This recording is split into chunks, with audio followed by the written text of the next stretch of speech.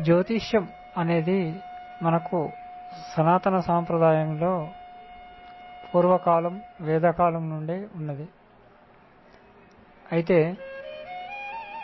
దానిని ఆచరించి సక్రమమైనటువంటి మార్గంలో నడుచుకున్నట్టయితే అన్నీ సరిగ్గా జరుగుతాయని అంటారు.